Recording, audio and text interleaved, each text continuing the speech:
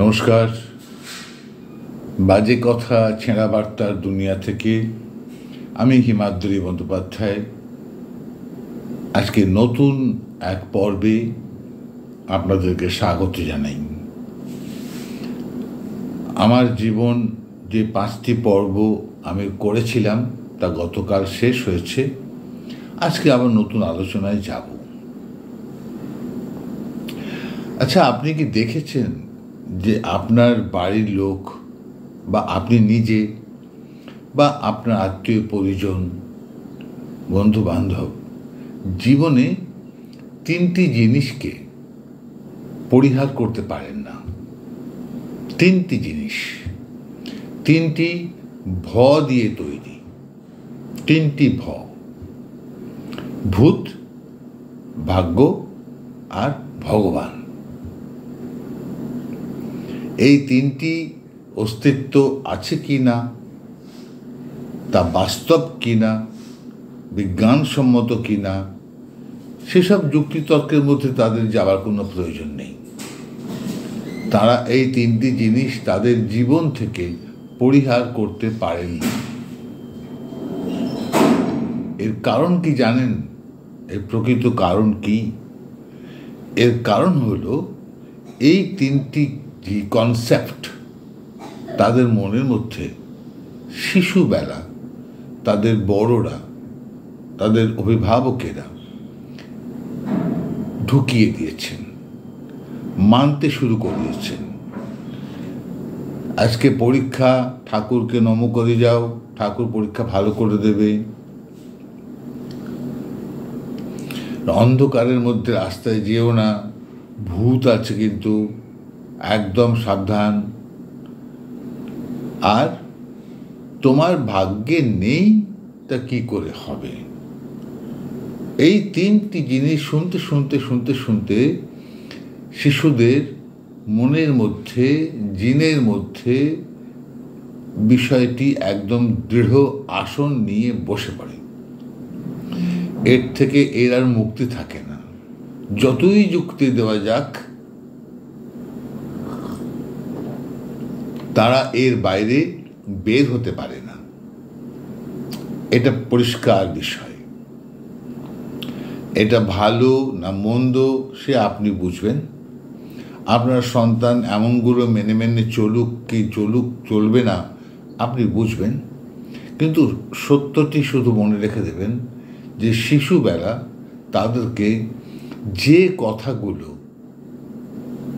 শোনানো হয়, জানানো হয়, মানানো হয় এবং বোঝানো হয়, সেগুলো থেকে সারা জীবনে তাদের কোনো মুক্তি নেই।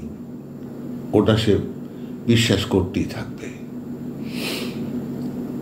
এবার আপনি ঠিক করে নেবেন যে আপনার বাড়ির, আপনার পৌত্র বা পৌত্রী, দৌহিত্র বা দৌহিত্রী, মানে যাকে নাতিপুতি বলে, অথবা আপনার সন্তান, এদের মনের মধ্যে এই ভূত, পেতনি, দত্তি, দানো এইসব অস্তিত্ব থাকুক বা না থাকুক, কোনটা আপনি চান আপনাকে ঠিক করে নিতে হবে।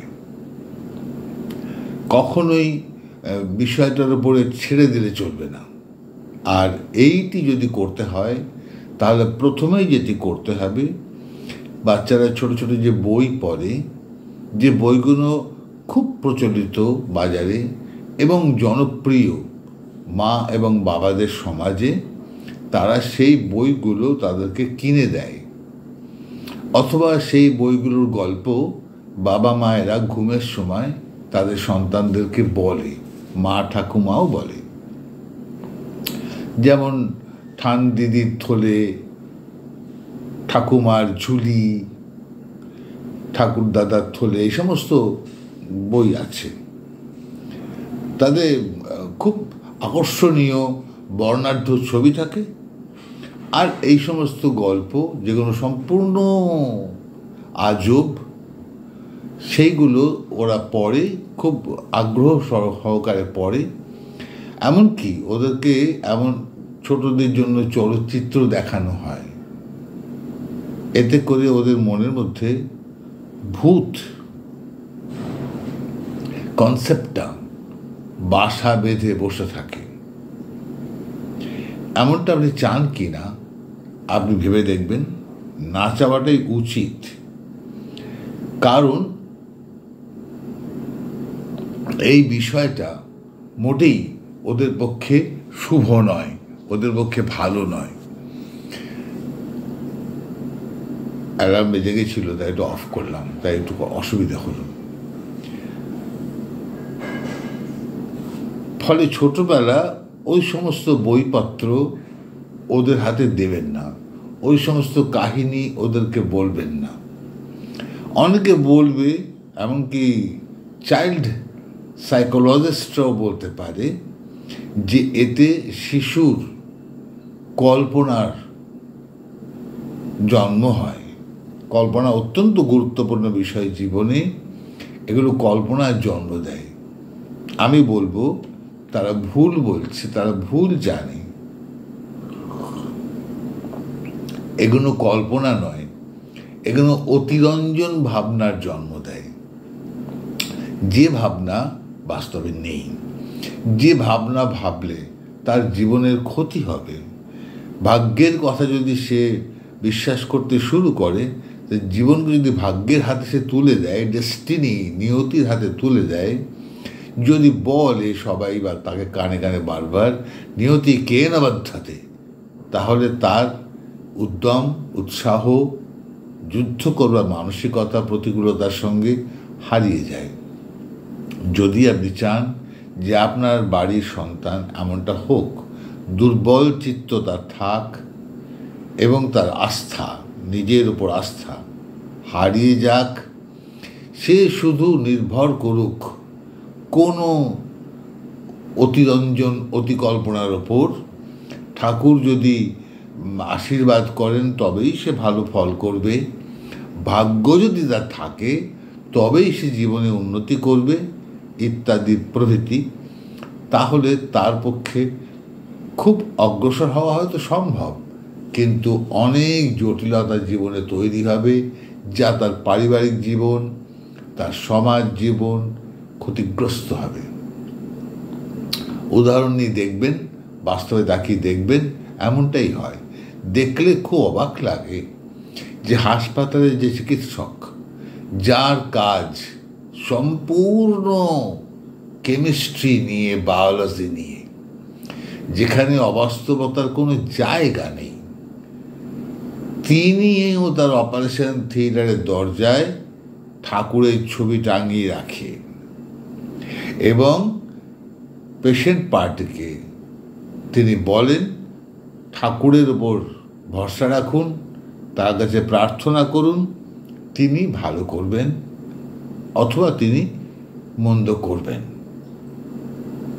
ভাবলে অবাক লাগে, যে বিষয় নিয়ে তারা পড়াশুনো করেছে, যে বিষয় নিয়ে তারা তাদের জীবিকা পরিচালন করছে, তা তারা মানে না। কারণ জীবিকায়, বিজ্ঞানে, পদার্থবিদ্যায়, জীববিদ্যায় এই ঠাকুর বা ঈশ্বরের কোনো অস্তিত্ব নেই। আল্লাহ, খোদা, ঈশ্বর, গড, এর কোনো অস্তিত্ব নেই, থাকবার কথাও নয়। কারণ এরা কারা, এদের কি অস্তিত্ব, এদের কেমন দেখতে, কেউ কিছুই জানে না। কোথাও দুর্গার 2 হাত, কোথাও দুর্গার 10 হাত, এরকম দেখানো হয়। কেউ তো জোর দিয়ে বলতে পারবে না যে না এমনটা নয়, কারণ ওটা তো অতিরঞ্জন, অতিকল্পনা। ফলে নিজের জীবনে ভালো বা মন্দ করতে শিশুকে শিশুবেলা থেকে শেখান, কারোর উপরে নির্ভর করে নয়। আর এই জন্য তাকে ওই সমস্ত ছোটদের, তথাকথিত ছোটদের বই পড়তে দেবেন না। ওতে ওর কল্পনা শক্তি ক্ষতিগ্রস্ত হবে। কল্পনা শক্তি যার আছে, প্রত্যেকেরই থাকে, অল্প বিস্তর প্রত্যেকেরই থাকে। এটা চর্চা করে বাড়ে না, এটা কোনো প্রশিক্ষণ নিয়ে বাড়ে না, এটা এরকম বইপত্র পড়েও বাড়ে না। ওগুলো আইকিউ লেভেল, ওগুলো জন্মের পর ধীরে ধীরে ধীরে ধীরে নিজে নিজেই বেড়ে যায়। কল্পনা শক্তি সবার থাকে, সবার একই রকম থাকে। বেশি কল্পনা শক্তি তো ভালো নয়, অতিরঞ্জিত কল্পনা তো ভালো নয়, তাদের জীবনের পক্ষে অত্যন্ত ক্ষতিকর। ফলে সেইটি হতে দেবেন না। বিশেষ করে আপনাকে ভেবে নিতে হবে আপনার সন্তানের জন্য আপনি কেমন জীবন চান। যেমনটা চান তাকে তেমনটাই পরিচালিত করবেন। আর লক্ষ্য রাখবেন বা শিশুটির নিজের কেমনটি করতে পছন্দ হচ্ছে। পাবেন না দেখতে আজকাল বিশেষ করে শিশুদের কোনো এমন ন্যাক বলে যাকে, প্রবণতা, সেটা দেখতে পাওয়া যায় না যে কোনো একটি শিশু শুধু আঁকে, আঁকার প্রতি তার ভয়ানক একটা প্রবণতা নেই, দেখতে পাওয়া যায় না, এসব নেই। আপনি যেমনটা পরিচালিত করবেন ওকে দেখে দেখে তেমনটাই ওর মধ্যে গড়ে উঠবে। আপনি কিচ্ছু গড়ে ওঠে না, আপনি মেধা হয় না, এটা পরিষ্কার বিষয়। ফলে আমার বক্তব্য, আমার পরামর্শ যে শিশুদেরকে কি পড়তে দেবেন আর কি পড়তে দেবেন না। শিশুদের কেন বলছি, আপনার সন্তানদেরকে যারা স্কুল কলেজে পড়ছে তাদেরকে কি বই পড়তে দেবেন বা দেবেন না সেটাও বিচার্য বিষয়। কারণ আমার জীবনে আমি 4টি গ্রন্থ পড়েছিলাম, 4টি গ্রন্থ লেখা দানিকেনের, এরিক ফান দানিকেন। 4টি গ্রন্থ পড়ে আমি অন্তত 16টি ঘন্টা নষ্ট করেছিলাম জীবনে। 16 আওয়ার্স, ইনভ্যালুয়েবল 16 আওয়ার্স। এবং পরে আমি ম্যাটেস্টা আগারেস্ট পড়ে বুঝতে পেরেছিলাম কি মূল্যহীন পুস্তক নাই পড়েছি। আমার বিপথে পরিচালিত হয়ে যাবার সম্ভাবনা প্রকট ছিল। ভাগ্যিস তারপরে ওই বইটি হাতে আসে, বুঝতে পারি যে বীজ ও মহাবিশ্ব বলতে কিছু নেই। এইরকমই বলছি। তো বড় হয়ে আমি তখন কলেজে পড়ি, তখন দানিকেনের বই পড়ি। কেউ আমাকে বলে দেয়নি যে এই বইটা পড়ো না, এসব সব বই পড়তে নেই, সব বই তোমার জন্য নয় বা পাঠের যোগ্য নয়। অধিকাংশ বই যা লেখা হয় যে বাজারে খুব চলে, আমি নাম বললে বুঝতে পারবেন, হ্যারি পটার। খুব সাবধান, এসব শিশুদেরকে দেবেন না, মুশকিল হয়ে যাবে, খুব মুশকিল হয়ে যাবে। গুপি গাইন বাঘা বাইন দেবেন না, খুব মুশকিল হয়ে যাবে। কে লিখেছে সেসব পরের প্রশ্ন, তিনি কত বড় পণ্ডিত, কত বড় ব্যক্তিত্ব, সেসব পরের প্রশ্ন। আপনি যদি মনে করেন আপনার ছেলে অমনি বিশ্বাস করতে শুরু করুক, তবে যে কোনো এক রাত্রে সে কিন্তু আপনার বাড়ি ছেড়ে জঙ্গলে চলে যাবে ভূতের রাজার বর পাবার জন্য ছোটবেলা। সেটা কি তার পক্ষে ভালো হবে? হয়তো সে মরবে না, হয়তো তাকে আপনারা পাবেন খুঁজে পড়ে, কিন্তু তখন তার মানসিক ভারসাম্য বিনষ্ট। এগুলো কখনোই করতে নেই। আপনাকে স্থির করতে হবে আমার সন্তান কেমনটি হলে আমার পছন্দ, তেমনটি না। জোর করে তার উপর কিছু আরোপ করে দেবেন না। ওকে আমায় ইঞ্জিনিয়ার বানাতেই হবে, চিকিৎসক বানাতেই হবে, এরকম নয়। সুস্থ জীবন, সুস্থ ভাবনা, ভালো ভাবনা, মানুষ হয়ে ওঠা, এইগুলো শেখালেই চলবে, এর বেশি কিছু নয়। আর ওর সামনে কখনোই কোনো সিন ক্রিয়েট করবেন না। নিজেদের মধ্যে বিবাদ, মন্দ কথা বলা, মন্দ অঙ্গভঙ্গি করা, এগুলো করবেন না। সব কিন্তু নকল হয়ে যাবে, ও সেগুলো নকল করবে, আপনাকেই ফেরত দেবে কাল। তখন আপনি অবাক হবেন, ভুলে যাবেন আপনার থেকে শিখেছে। সুতরাং একটু সাবধানেই থাকতে হবে আমাদেরকে, আমাদের সন্তান, আমাদের উত্তরাধিকার সম্পর্কে। এইটি আজকে বলতে চেয়েছিলাম। হয়তো আপনারা সবাই বিষয়টা জানেন, কিন্তু আমি এটাও জানি আমার এই কথাটা আপনারা কন্ট্রাডিক্ট করবেন। যে ওই সমস্ত বই শিশুদেরকে পড়তে দেওয়া যাবে না। এই ব্যাপারে আপনাদের মত থাকবে না, কারণ আপনাদেরকেও কেউ বুঝিয়েছে এগুলো কল্পনা না, এগুলো কল্পনা নাই, কল্পনা ভালো। জুল ভার্নের লেখা কল্পনা ভালো, রাস্তা দেখায়, কখনোই ম্যান্ড্রেক নয়, সেটা ভালো নয়। আমি এটি বলতে চাইছি, যেন মনের মধ্যে কোনো অবাস্তব কিছু বাসা বেঁধে না থাকে, তাহলে তার ক্ষতি হয়। তাকে সত্য মিথ্যা বুঝতে হবে, আপনিই বুঝিয়ে দেবেন। আজ এই পর্যন্ত। বক্তব্য দীর্ঘায়িত করব না, আমি আগে বলেছি। আরও নানা বিষয় নিয়ে বলবো। একটি ভালো কথা বলছি, হয়তো আমি অনতি বিলম্বেই আমার এই চ্যানেল থেকে আমারই রচনা রহস্য গল্প, গোয়েন্দা গল্প এবং দ্য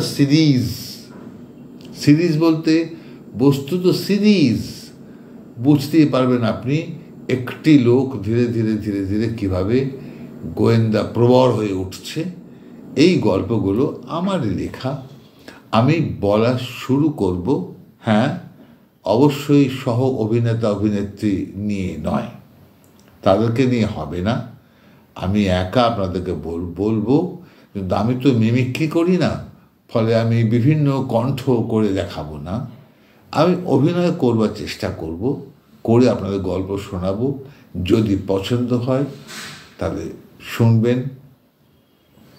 সেই সময় ভিডিওটা রাখবো না, আমার গলায় শুধু শুনতে পাবেন, সামনে হয়তো একটা চিত্র দেখতে পাবেন, সচল চিত্র নয়, নিশ্চল চিত্র দেখতে পাবেন। এটা বোধহয় খুব শিগগিরই চালু করব। আবহ দিতে পারবো কি না এখনও জানি না, কারণ আপনারা জানেন যে আমি চোখে দেখি না, আমার পক্ষে অনেক কিছুই করা সম্ভব নয়।